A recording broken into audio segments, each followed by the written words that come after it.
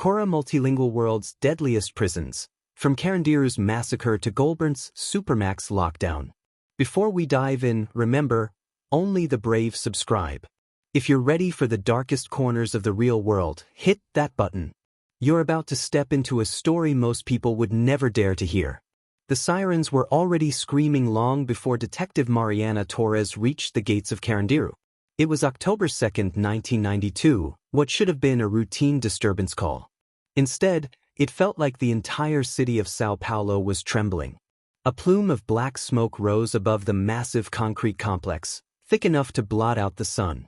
Officers rushed past her with riot shields, radios buzzing with fragmented words, hostage, shots fired, cell block 9. Torres stepped through the entrance hallway, the same one she had walked a dozen times as an investigator assigned to prison corruption cases. But today, the air was different. Metallic. Alive with fear. Inside, the sound of chaos throbbed like a heartbeat. Prisoners shouting. Boots slamming. Doors slamming shut. Something terrible was unfolding in real time. 30 minutes earlier, a fight between two rival inmate groups had ignited a chain reaction across multiple cell blocks. Overcrowding had turned Carandiru into a powder keg. Over 7,000 men jammed into a space designed for half that number. Rumors swirled that homemade blades were drawn, that a guard had been cornered, that a gun might have been taken. No one knew which parts were true, and every version sounded worse than the last. When Torres reached Block 9, police lines had already sealed off the hallway. Officers stood shoulder to shoulder, waiting for authorization to move in. The tension was suffocating. Prison administrators argued about whether it was an uprising or just a fight that got out of control. What Torres saw on the faces around her said something different. This wasn't just a fight. The system had failed and everyone knew it. While the riot unit prepared to breach, Torres slipped away toward the control wing. She needed answers before things escalated even further. Inside the command center, monitors flickered uselessly. Several cameras were dead, smashed, cut, or simply too outdated to function. But one feed showed something that made her stomach twist. In a corridor leading to a sealed maintenance shaft, an inmate, shirtless, bleeding from the forehead, was dragging a metal toolbox.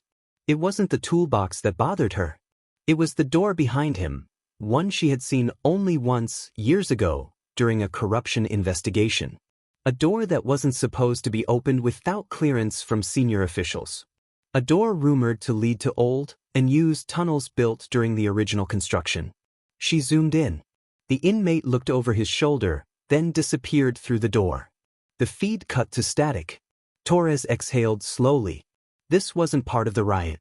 This was something else. Something planned. She pulled an archived blueprint from a cabinet. Half the map was faded, but the door was still marked. Maintenance Access 12A. A restricted corridor originally built to transport materials during expansions, later abandoned. But who still had access? And why would a prisoner know about it? She didn't have time to answer. A sudden tremor shook the floor as the riot squad breached Block 9, and the deafening echo bounced through the concrete. Officers shouted, orders flew, and Torres knew the clock had hit zero. If someone was using the tunnels, they could vanish beneath the entire facility, maybe even reach the outer perimeter. She grabbed her radio. Control, I need an escort to Corridor 12A. Priority 1. Static. No answer. She tried again. Nothing. The entire channel was dead. Torres stepped back into the hallway, heart pounding. Riot shields thundered forward, boots stomping in rhythm. Smoke drifted through the corridor, carrying the sharp sting of tear gas. But none of that mattered now, not compared to what she had seen. Someone wasn't trying to escape the riot. Someone was using the riot to escape the prison. And when Torres reached the locked metal door of Corridor 12A, she froze. The door was already open. The door to Corridor 12A stood cracked open, its hinges groaning softly as if someone had just slipped through. Detective Torres paused only long enough to steady her breathing. Behind her, the riot raged like a storm. Shouts, boots, metal clashing against metal. But ahead lay silence, a long concrete throat descending into the forgotten underbelly of Carandiru. She stepped inside. The temperature dropped instantly. The lights overhead buzzed weakly, illuminating pipes wrapped in peeling insulation. Thick dust coated the floor except for one thing: a narrow trail of footprints leading deeper into the tunnel. Fresh, uneven. Someone injured had passed this way. Torres moved quickly but quietly, her eyes adjusting to the dim glow. Every few meters, she found something new: a smear of blood on a pipe, a torn scrap of inmate uniform, the dented toolbox abandoned near a junction. But what caught her attention most was the faint sound echoing from ahead. Not footsteps. Not voices. Something mechanical. Rhythmic. Like metal grinding against metal. She followed the sound until she reached a dead end, or what appeared to be one. A huge metal grate blocked the corridor, thick with rust and welded shut decades ago. But on the floor lay fresh scorch marks. Someone had used tools, possibly stolen from maintenance, to weaken the welds. And recently, Torres touched the metal. Still warm. She scanned the wall and noticed a faint outline in the concrete, a rectangle the exact size of a maintenance panel. She pushed, expecting resistance, but it swung open on silent hinges. Behind it, a vertical shaft disappeared downward into darkness. She clicked on her flashlight and leaned over the edge. "Unbelievable," she whispered. Metal rungs descended into a secondary chamber, a storage room no longer listed on modern prison maps. As she climbed down, her radio crackled faintly, as if struggling through interference. A single voice cut through the static, panicked and rushed. "Torres, do you copy? Riot Squad found something. You need to..." The signal died. She reached the bottom of the shaft and found herself inside a cavernous maintenance hall. Dusty floodlights hung from a high ceiling, most dead, one flickering. Old generators lined the walls, massive machines built in the early construction phase. But what drew her attention was the far corner of the room. A man lay slumped against the generator, hands bound with electrical wire. His uniform tag read, Vieira, a known inmate informant. His face was pale, breathing shallow. Torres knelt beside him. "Vieira, listen to me. Who did this? What's happening?" His lips trembled. "He's not escaping. He's meeting someone." Torres felt the temperature in the room shift, an invisible drop, like the air itself was holding a secret. "Who?" she pressed. Vieira swallowed painfully. "Someone outside. Someone with access." He said the riot was just noise, cover for a deal. A whistle echoed through the hall, soft but deliberate. Torres spun, flashlight beam slicing through the darkness. A shadow moved behind a row of generators. She reached for her weapon. "Show yourself." Footsteps retreated, quick, confident. Whoever it was knew the maze-like paths of the maintenance hall better than she did. She followed the sound, weaving between metal columns until she reached a narrow passage leading toward an exit grate sealed with a heavy padlock. But the lock was cut clean through. Fresh metal shavings glittered on the floor. Outside the grate, daylight bled into the tunnel. Someone had already slipped through. Torres pushed the grate open and found herself just meters from the outer perimeter wall. Guards above were scrambling, unaware that an escape route existed beneath their feet. She scanned the dirt. One set of footprints. Running. But something else stopped her cold. A fresh tire track. Not inmate-made. Not prison-issued. A vehicle had been waiting. The riot was never the escape. It was the distraction. Torres radioed in, voice sharp. "Control, breach at southwest perimeter. Someone on the outside just picked up an inmate. Initiate lockdown, now." Silence. Her radio wasn't dead this time. Someone had cut her connection. Not by accident. When she turned back toward the tunnel, a figure stood in the shadows, watching her. And then it stepped forward. The figure in the shadows stepped into the pale tunnel light, and Torres immediately recognized him. Deputy Warden Alvaro Mendez. A man who had built a reputation on efficiency, order, and zero tolerance. But now, his uniform was smeared with dust, and his expression carried something darker, an edge she hadn't seen before.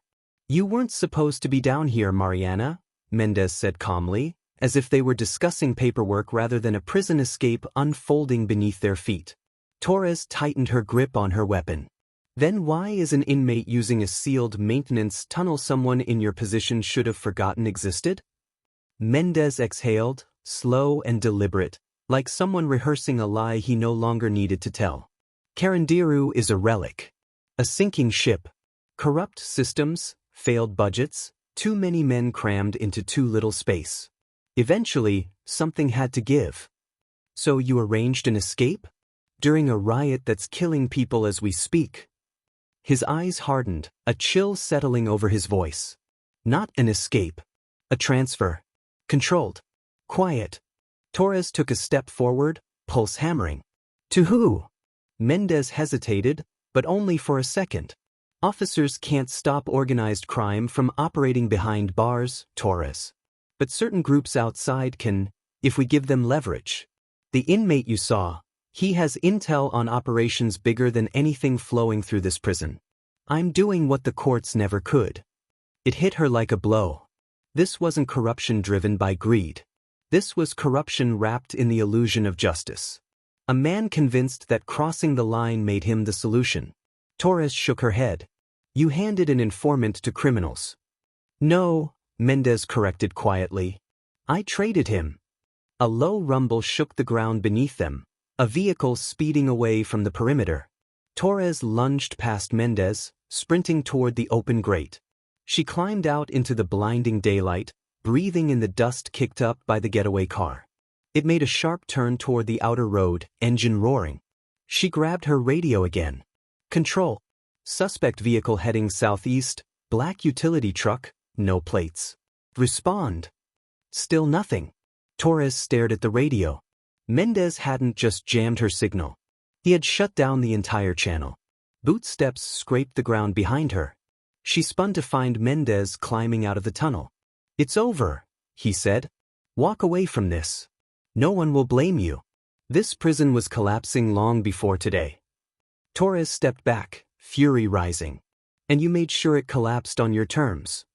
Sirens suddenly erupted in the distance, not from inside the prison, but from the city. Police vehicles. State forces. Someone outside had heard the chaos and ignored the blackout. Mendez's jaw tensed. You shouldn't have interfered. He moved fast, faster than she expected. But Torres reacted on instinct, dodging as his arms swung toward her. They clashed in the dirt beside the tunnel entrance, dust rising in clouds. Mendez reached for her radio, trying to wrench it away, but Torres twisted, shifting her weight, sending him crashing to the ground. He wasn't done. He lunged again, grabbing her wrist. You don't understand what you're ruining. I understand enough, she hissed, shoving him back. You used a riot as a smokescreen. People are dying because of a deal you made in the dark. Footsteps thundered toward them, armed officers, heads low, weapons drawn. Reinforcements. Mendez froze, realizing the tide had turned. He lifted his hands slowly as police surrounded him. Torres exhaled, chest burning, and backed away from the wall.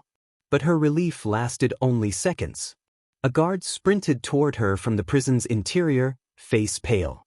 Detective, Block 9 is secure, but there's something you need to see. In the control room. Torres followed him back inside, pushing through smoke and the metallic tang of tear gas. Officers steadied the hallways, leading subdued inmates to holding areas. Relief mixed with exhaustion. Inside the control center, a technician pointed to one of the remaining operational monitors. This recorded 5 minutes ago. Torres leaned forward. The video showed the black utility truck speeding down an access road beyond the perimeter. But it wasn't just fleeing. It was heading toward a helipad. A helicopter waited, engine spinning. And standing beside it was a man in a suit. Composed. Not part of any gang. Not an inmate. Someone with real power. The truck skidded to a stop. The door opened. The informant, the same inmate Torres had seen in the tunnels, was pulled out and escorted to the helicopter. Torres felt the cold realization settle deep in her chest. This wasn't a deal between criminals. It was a deal between systems. Political. Coordinated. Hidden behind layers of authority. The helicopter lifted off, rising into the smoky afternoon sky. And for the first time since the riot began, Torres felt something she hadn't expected. The escape wasn't the end of the story. It was only the beginning. A beginning that led far beyond Carandiru. Toward Goulburn Supermax. Toward the next chapter of control, corruption, and confinement. And toward a truth that someone clearly didn't want the world to see. If you think this story was intense, you're not ready for the next one. Subscribe so you don't miss it.